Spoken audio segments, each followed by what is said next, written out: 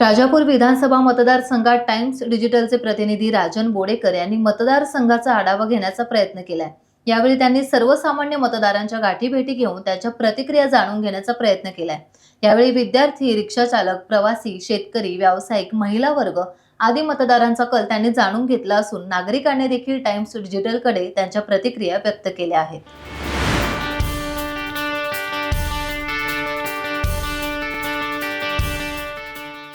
विधानसभेची रणधुमाळी सुरू आहे, प्रचार मोठ्या प्रमाणात सुरू आहे।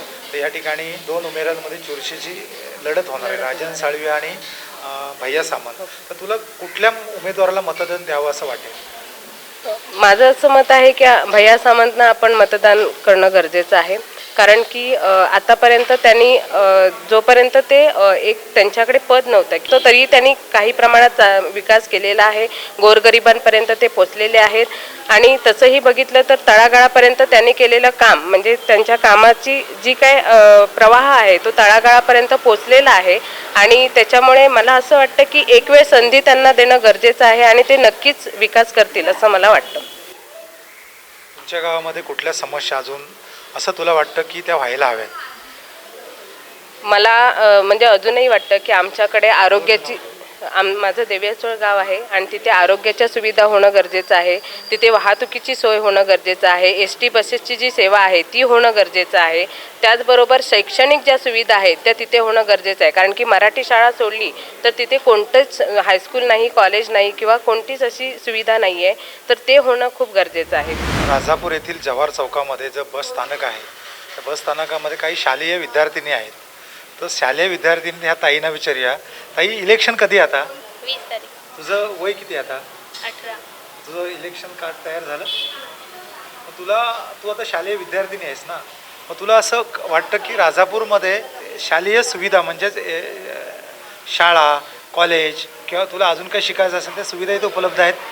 म्हणजे 12वी पर्यंत आहे, पण नंतर जे मेडिकल साईडला किंवा इतर शिक्षण घ्यायचं असेल तर मुलांना बाहेर मुंबई, पुण्याला जावं लागतं। तर आपल्या इथे जवळ कुठे रत्नागिरी किंवा आसपास कॉलेज असतील तर आपण म्हणजे जवळपास शिकू शकतो, म्हणजे बाहेर जाऊन कुठे शिकण्याची गरज लागणार नाही। मग तुला कोण निवडून यावं असं वाटतं का? मनापासून सांग, तुला मतदानाचा अधिकार नाही आहे तरी पण तुझा विकास होईल असं तुला कोण निवडून येईल असं वाटतं? सामंत सर। कोण? सामंत सर। का? म्हणजे त्यांनी त्यांनी रस्ता करायला पण सुरुवात केलं 1-2 वाडीतून त्यांनी सांगितल्याप्रमाणे आता, आणि त्यांनी म्हणजे कामाला सुरुवात केली सांगितल्याप्रमाणे। मी आता आर्ट्समध्ये आणि माझं गाव आहे आंबेरकोणी, साखरगाव। तुझ्या गावामध्ये कुठला विकास अजून व्हायला बाकी? रस्ता, पाणी या सुविधा झाल्यात?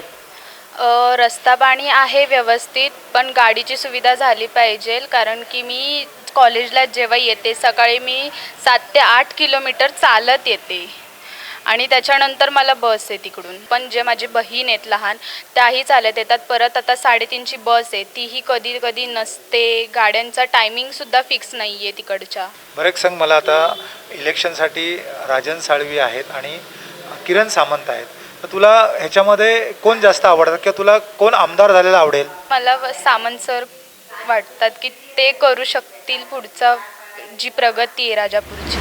आज आपण राजापूर या ठिकाणी जव्हार चौकामध्ये रिक्षा स्टँड आहे, तर रिक्षा स्टँड असल्या इथले बरेचसे रिक्षाचालक बांधव आपल्यासोबत आहेत।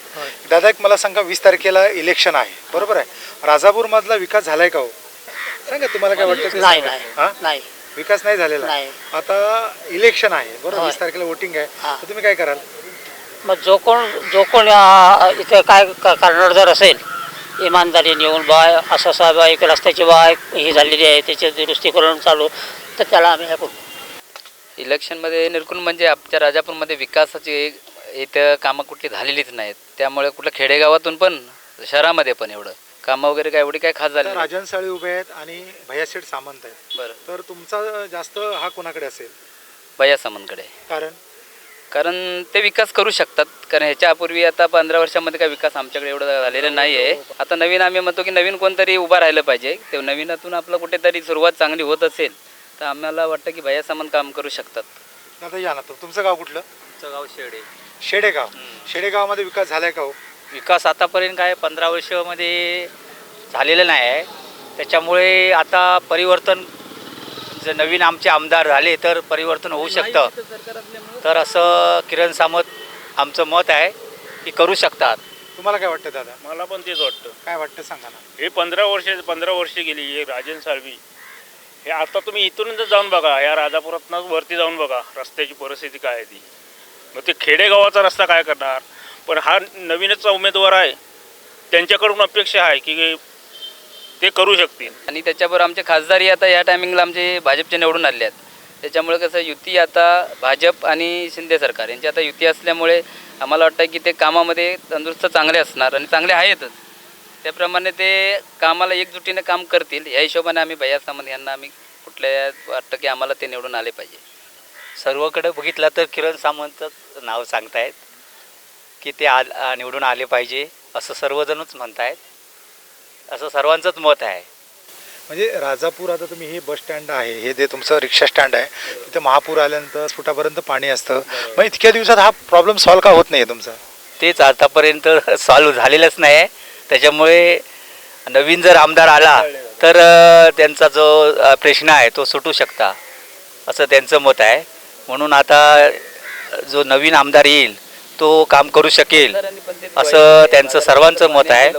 हे आता ह्या कर्मीपासून जर तुम्ही रस्ते बघायला गेला तर अक्षर दगडे पडलेले आहे. नुसते स्टिलाचे पॅच मारतात आणखी त्याच्यावर ढकलून देतात. रस्त्याचं सगळं वाटोळा केलेलं आहे. किरण सामंत निवडून आल्यानंतर हे समस्या दूर होईल? हो, होईल निश्चित. राजन साळवी आणि किरण सामंत ह्या दोन लढती आहेत, तर तुम्हाला त्यामध्ये कुणाला चॉईस द्याल तुम्ही? ॲक्च्युली तसं बघायला गेलं तर किरण सामंत म्हणजे किरण सामंतांचं मी काम बघितलेलं आहे रत्नागिरीत. तेव्हा मी रत्नागिरीत 15 वर्ष राहिलेली आहे. त्यामुळे किरण सामंत यांचं काम खूप छान आहे. इलेक्शन आहे या ठिकाणी किरण उर्फ भैया सामंत इलेक्शनला उभे आहेत आणि राजन साळवी इलेक्शनला उभे आहेत. तर तुम्ही मतदान कुणाला कराल? तर भैया सावंतला. कारण 25 वर्ष जवळजवळ साळव्यानं झाली तर रस्त्याची काय डागडुगी केलेलीच नाही त्यांनी. त्यामुळे तुम्ही मतदान कोणाला करणार आहात?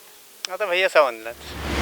हे सोयीमध्ये तुम्हाला राजन साळवीला मतदान करायला आवडेल की किरण सामंतांना आवडेल? सध्या तरी किरण सामंत. एकमुखी कारण 15 वर्षात जर त्यांनी आत्तापर्यंत काय केलंच नाही 15 वर्षात तर कशावर अजून पुढच्या 5 वर्षात अजून काय करतील. 15 वर्ष अशीच गेली आतापर्यंत. इथे एज्युकेशनची सुविधा कशी आहे? काहीच नाही. लोक 10वी 12वी झाली की मुंबई कुठं लांब जात आहेत. नाही कामाचा पत्त्या. साधारणतः आपल्या राजापुरात अजून सध्या एक चांगलं हॉस्पिटल बनलेलं नाही अजिबात आहे. तुम्ही रिक्षा व्यवसाय किती वर्षापासून करता? हल्ली 1 वर्ष. ते पण बेरोजगार होतो आतापर्यंत. शेवटी रिक्षा घेतली आता व्यवसाय चालू केला आहे. तुमचं शिक्षण किती? 12वी प्लस IT आहे. नोकरी नाही? नोकरी नाही काय नाही.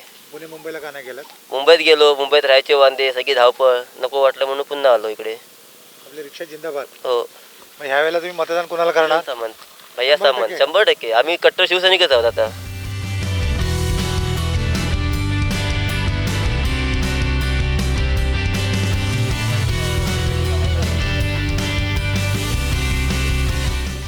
टाइम्स डिजिटलला लाईक करा, शेअर करा, सबस्क्राईब करा आणि बेल आयकॉन दाबायला विसरू नका. Times digital.